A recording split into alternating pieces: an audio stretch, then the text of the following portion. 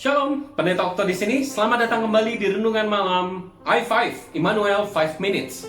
Terimalah salam dari kami, damai di hati, tekun bersekutu, tangguh melayani. Bapak Ibu Saudara yang terkasih, bacaan Alkitab kita pada malam hari ini terambil dari Kitab Mazmur, pasal 125 ayat yang pertama sampai dengan ayat yang kelima, dengan tema, kepercayaan orang yang percaya tetap untuk selamanya. Mazmur ini dilatar belakangi oleh periode setelah masa pembuangan, yang mana keberadaan umat Yehuda sebagai sebuah bangsa seringkali masih berada dalam kendali dan tekanan bangsa-bangsa asing yang masih ingin menguasai mereka. Masa ini disebut juga dengan masa transisi. Mereka, bangsa Yehuda yang tadinya berada di masa pembuangan di tanah Babilonia, sekarang mereka berpindah dan menjadi bangsa yang hidup sendiri di tanah mereka, yaitu di tanah Yehuda, yang merupakan tanah leluhur mereka. Bangsa buangan ini menjadi bangsa yang kembali menempati tanah Yehuda. Pada masa transisi ini juga mereka serba belajar, dan terkadang mereka menemukan jalan sulit untuk menata, mengokohkan, dan mengatur bangsanya dalam upaya menunjukkan keberadaan mereka atau eksistensi mereka sebagai sebuah bangsa. Bangsa Israel setelah kembali dari pembuangan memang tidak serta-merta mengalami kedamaian, atau tidak serta-merta langsung memiliki semangat baru serta optimisme yang tinggi untuk menghadapi tantangan hidup ke depan. Karena setelah sekian lama dalam masa pembuangan, dan ketika mereka kembali ke negeri asalnya, mereka seperti memulai segala sesuatunya itu dari nol lagi. Mereka berada di titik nol.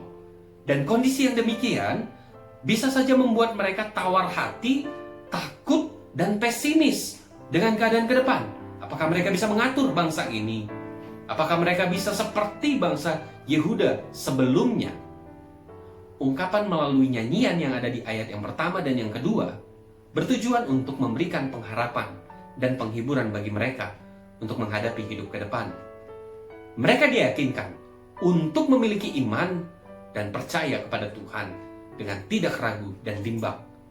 Karena hanya dengan percaya kepada Tuhan, maka Tuhan yang digambarkan seperti Gunung Sion itu bukan saja kuat dan sanggup untuk menolong, tetapi juga tidak akan meninggalkan mereka.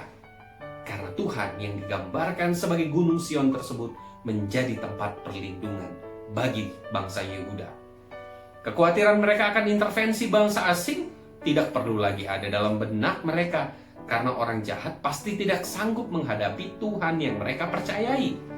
Untuk itu, ketika mereka meyakini diri mereka sendiri bahwa mereka adalah orang-orang percaya yang telah dibenarkan oleh Tuhan, maka mereka tidak perlu menjadi tawar hati dan takut lagi akan ancaman orang luar yang jahat, dan tidak perlu pesimis dalam menghadapi masa depan, karena Tuhan telah menjadi Gunung Sion yang kuat bagi mereka.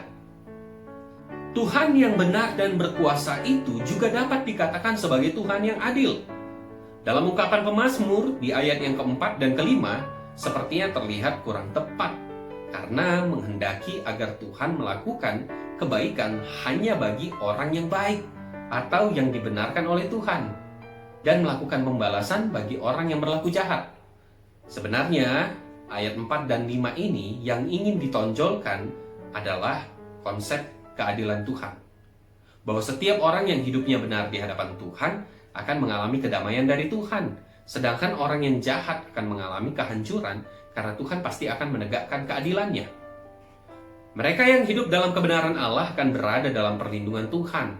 Komitmen dan kesetiaan kita untuk hidup dalam kebenaran Allah menempatkan diri kita menjadi aman dalam perlindungannya.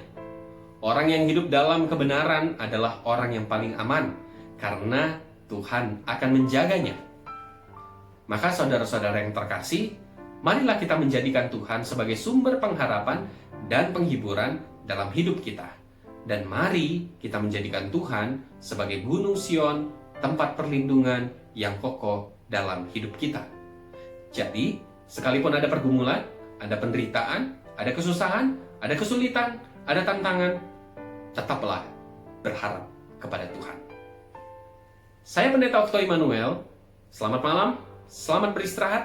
Sampai bertemu dalam renungan I5 selanjutnya. Tuhan Yesus yang memberkati saudara.